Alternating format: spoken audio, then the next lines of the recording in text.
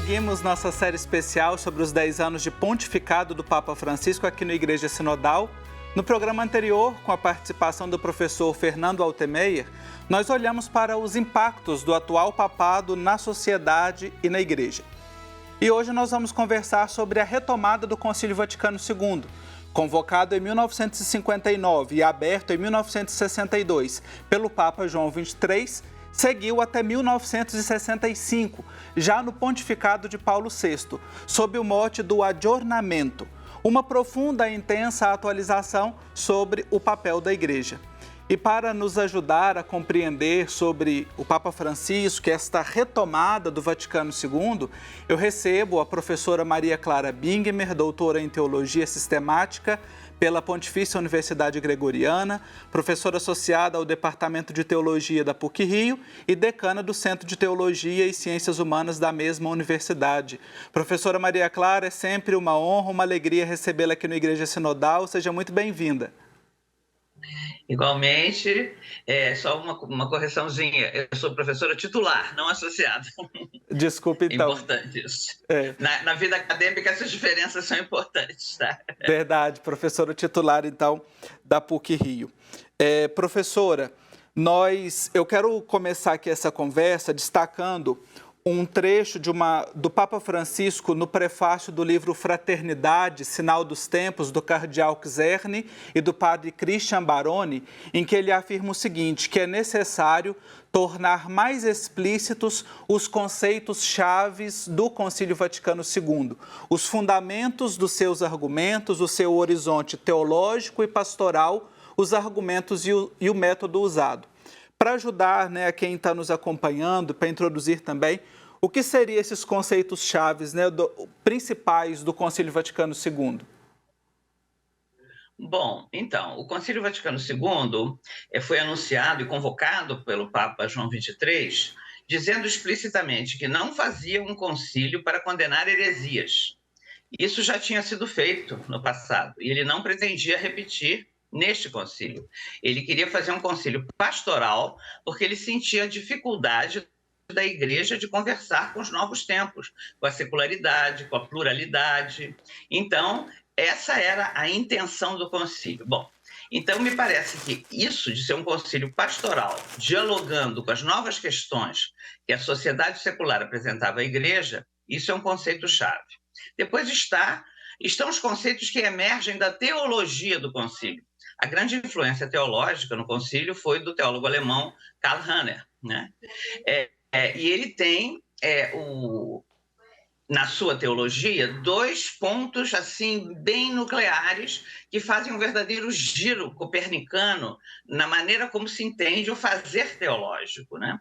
Então, é a antropologia e a história. O ponto de partida da teologia não está acima, não é Deus e o que ele joga em cima da humanidade, em termos de revelação, de verdades eternas, está na pessoa humana. Rahner tem um célebre clássico texto, O Homem Ouvinte da Palavra, né? O ser humano é um ouvinte da palavra. Então, só sabemos que Deus falou porque o ser humano escutou e falou daquilo que escutou, acreditou naquilo que escutou e falou daquilo que escutou. Então, a antropologia está no centro, né? E também a história, onde encontramos as pegadas de Deus, os sinais de Deus na história.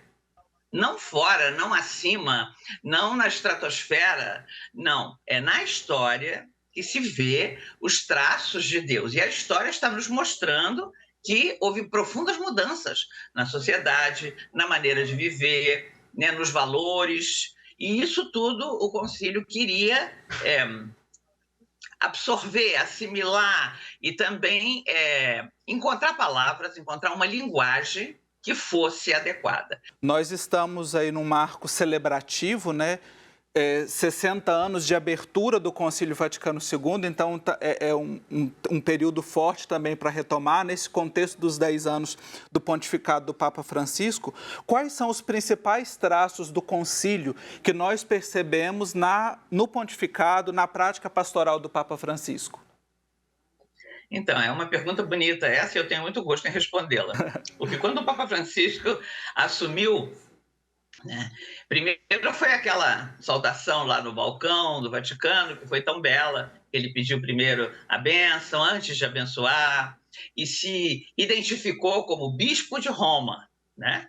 Então, meus irmãos cardeais tinham uma tarefa difícil, dar um bispo a Roma. Ele não falou dar um papa à igreja, não, dar um bispo a Roma, né? E foram buscá-lo no fim do mundo, e aqui então estou eu. A Igreja de Roma preside as outras igrejas na caridade, ou seja, já é a eclesiologia do concílio voltando. Né? Uhum. Voltando com força, uma eclesiologia impecável que reconhece isso. Roma preside as outras igrejas na caridade. O Papa não é um monarca que reina sozinho, mas ele é quem é, né, junto com seus irmãos bispos, junto do colégio episcopal, do colégio cardinalício, né? É uma visão de igreja colegial, né? Que agora a gente pode traduzir sinodal, com todo esse esforço, né, que o Papa está fazendo para preparar o sínodo, né? Bom, então já na eclesiologia ele assume o melhor da Constituição Dogmática Lumen Gentium, que privilegia o modelo povo de Deus. Vigoravam antes muito o modelo de igreja-sociedade perfeita e também corpo místico. O corpo místico, a imagem de corpo místico, o modelo de corpo místico permaneceu, de uma certa maneira, mas o que predominou foi a igreja povo de Deus, né? Que reconhece um chão comum, né, para pertença à igreja, que é o batismo. A igreja é a comunhão, a comunidade dos batizados, daqueles que, pelo seu batismo, passam a ser incorporados a Cristo, né? Com o desafio de ser no mundo outros Cristos. E dali é que surgem os diversos ministérios. Isso faz migrar de um modelo piramidal de igreja para um modelo mais horizontal, mais circular, né? Que gerou coisas como as comunidades eclesiais de base e outras, né? Bom, então, essa eclesiologia predomina mesmo no pontificado de Francisco. Ao lado disso, né, tem outras coisas que, na medida em que depois desse primeiro contato no balcão do Vaticano, ele começa, né, no seu dia a dia a levar adiante o seu pontificado, a gente vai notando, né, a linguagem do concílio vai voltando, né? Primeiro, a linguagem do concílio e sendo ele quem é, junto com a identidade do Papa Francisco, né? É uma pessoa que vem da América Latina, é uma pessoa que foi marcada e formada pela teologia da libertação, pela teologia do povo, né? Então, os pobres voltam a ter um lugar central no discurso papal. Isso me pareceu muito importante e eu acho que é uma coisa que permanece até hoje. Os pobres nos seus vários rostos, né? Então, o discurso dele em Lampedusa, logo no começo do pontificado, em 2013, sobre a indiferença, a globalização da indiferença diante do drama das migrações, das mortes que ocorrem no Mediterrâneo, tudo isso, né, foi algo que começou ali já no início do seu pontificado e que permanece até hoje. Essa linguagem, né? É uma linguagem que retoma aqueles conceitos chaves do concílio. Olhar para quê? Olhar para a humanidade, olhar para as feridas da humanidade, onde a humanidade está mais ferida, né? E me parece que essa trajetória, esse itinerário que o Papa Francisco faz, né?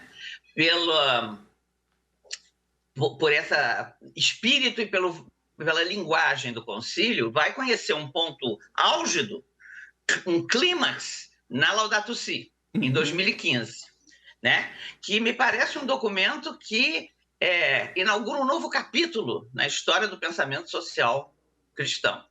Ou seja, o ser humano, sim, é o centro, mas ele não é o centro sozinho, ele não está sozinho na criação. Ele vive numa comunidade com outros seres vivos, numa comunhão, e como tudo está interligado, se o ser humano tem uma atitude predatória e destrutiva com as outras espécies, com os outros seres vivos, ele se destrói a si mesmo, começando pelos mais pobres. Bom, então, me parece que o Papa Francisco está realmente procurando solidificar, afirmar, né, o que o concílio trouxe para que ele possa ser realmente assimilado, porque não foi. Por quê? Porque logo depois do concílio, houveram 30 anos em que o concílio parecia que tinha ficado na sombra, né? Não se via mais o concílio em ação. E agora sim, né, com o Papa Francisco. Me parece que isso está bem claro. Ele não deixa de lado a tradição, nem os seus predecessores, ele os cita sempre, mas fazendo questão de que a sua linguagem seja a linguagem conciliar e pós-conciliar, né? Nós estamos conversando no programa de hoje com a professora Maria Clara Bingmer, doutora em teologia, professora da PUC-Rio, olhando para o Concílio Vaticano II e para as marcas do Concílio no Pontificado do Papa Francisco. Vou fazer um intervalo bem rapidinho e já a gente vai continuar essa conversa. Espero você. Já estamos de volta com o programa Igreja Sinodal. Obrigado por você que nos acompanha nesta reflexão importante sobre o pontificado do Papa Francisco, né, nesse marco celebrativo dos 10 anos, e também esta retomada do Concílio Vaticano II, também um marco celebrativo de 60 anos da sua abertura. Vou continuar a conversa com a professora Maria Clara Bingmer, que no finalzinho do bloco anterior nos trouxe um ponto interessante, né, que nós tivemos 2 pontificados longos aí, quase 27 anos de João Paulo II, depois mais 8 anos de Bento XVI, né? Então 35 anos.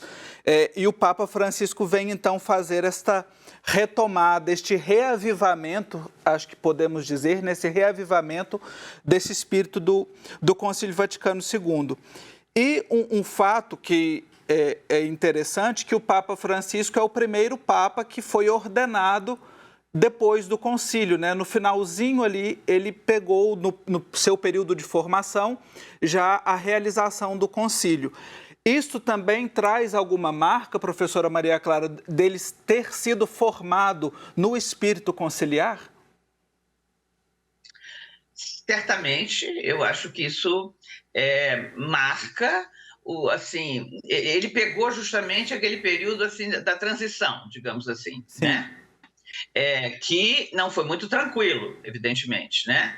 Porque eu diria, até por experiência própria, porque eu também vivi essa passagem, né? Eu estava num colégio religioso, num colégio católico, e do dia para a noite tudo mudava, porque tinha havido concílio e nós não havíamos sido preparadas para isso. Evidentemente, nos seminários, a preparação deve ter sido mais profunda, mas eu tenho certeza que isso impactou, sim, esse seminarista em final de formação, que iria ser ordenado em breve, né?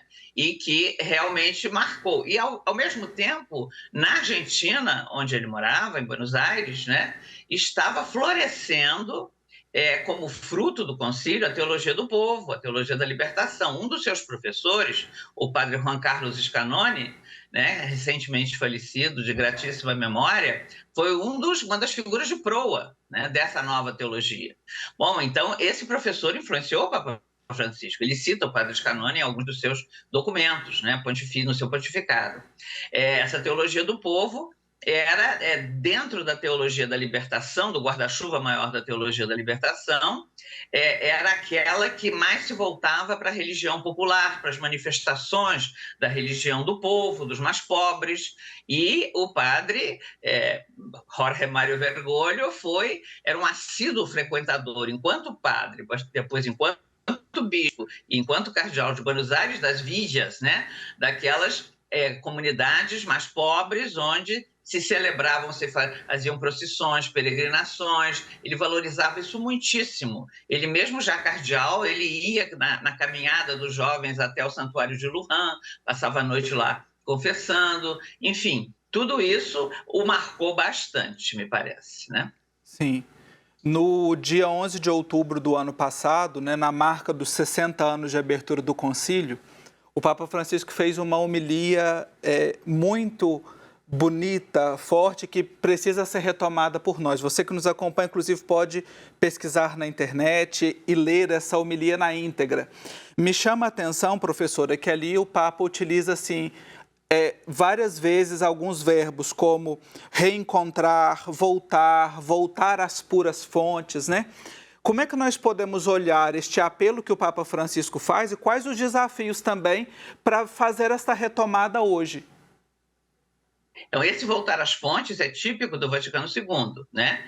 Porque, como era a formação do clero, por exemplo, a formação cristã, a catequese, o estudo da teologia, era algo que partia da Suma Teológica de Santo Tomás de Aquino, né? Pulava, a patrística entrava mais ou menos, Agostinho, talvez um pouco, né? Mas ia-se direto, então, para a prática pastoral de hoje. Não se fazia e se ignorava um pouco toda uma teologia moderna que já estava em andamento e sobretudo, não se partia da Bíblia, né, da Escritura. Então, o voltar às fontes do concílio foi uma chamada para que se voltasse a Bíblia, a Escritura e a patrística, os primeiros séculos da história da Igreja, para elaborar a teologia. E que a escolástica, né, a Suma Teológica de Tomás de Aquino, fosse uma mediação para chegar a um produto teológico, mas não a única, né? Não reinasse sozinha. Então, isso que o Papa fala, reencontrar as fontes, voltar à primeira raiz, é fundamental. Agora, é interessante também, numa reunião, numa audiência por várias pessoas que eu tive em Roma no ano passado, em maio, né? Onde saindo de uma reunião, um convênio, um simpósio de teologia moral, ele falou uma coisa muito importante. Ele disse: voltar à primeira raiz, la prima radice, voltar à fonte é imprescindível. Mas isso não significa andar para trás, né? Quer dizer, volta-se à fonte para andar para frente. Isso eu acho uma coisa fantástica, iluminada, dessas coisas simples e iluminadas, que ele fala de vez em quando e que são tão claras, né? Então, voltar às fontes para ver o que as origens, as fontes mais autênticas, mais genuínas nos dizem. E para isso a leitura da Escritura é fundamental. Os católicos não tinham esse contato com a Escritura até o concílio, né? Talvez alguns tivessem, já havia um movimento bíblico, já havia, Pio XII já havia promulgado o documento Divino Afflante Spiritus, estimulando o estudo da Bíblia, mas os protestantes estavam anos-luz na nossa frente, no conhecimento da Bíblia. Então, essa volta, essa devolução da Escritura à mão dos católicos foi, à mão e aos olhos, né? Foi muito importante, né? Então, e o Papa volta a lembrar isso, porque isso parece também que foi meio ensombrecido, meio esquecido nos 30 anos que se seguiram ao concílio, né? Então, voltar à fonte, né? Porque da fonte é que vai nascer a teologia, a pastoral, as intuições, né? A fonte da Escritura e da patrística confrontada com a realidade, com os fatos da vida, é que vão poder permitir elaborar uma palavra uma palavra teológica, uma palavra pastoral que faça sentido para hoje, né? Porque sem isso, ele diz também numa outra carta que ele escreveu ao Departamento de Teologia da UCA, da Universidade Católica de Buenos Aires, no seu bicentenário, né? Ele escreveu que, se não for assim, o teólogo vira um burocrata sem talento, um pseudocientista isolado numa torre de marfim, enfim, ele diz palavras bem duras, né? É aí que nós temos que beber na fonte da revelação da Escritura e da patrística e tal, e na realidade. É aí que daí que tem que emergir a teologia, né? Então, essa questão da volta às fontes me parece muito, muito importante. Volta às fontes, que não significa andar para trás, dar marcha ré, né? Isso é importante. É interessante essa observação e que o próprio Papa faz, porque às vezes nós pensamos que o voltar pode ser apenas de maneira saudosista, né? Viver aquilo ali, mas não. Ir ver aquelas motivações, porque também, depois de 60 anos, né, o concílio já foi uma proposta de adornamento, de atualização. E hoje nós tivemos também muitas mudanças sociais, tecnológicas, que precisam também ser olhadas para essa retomada, né, professora?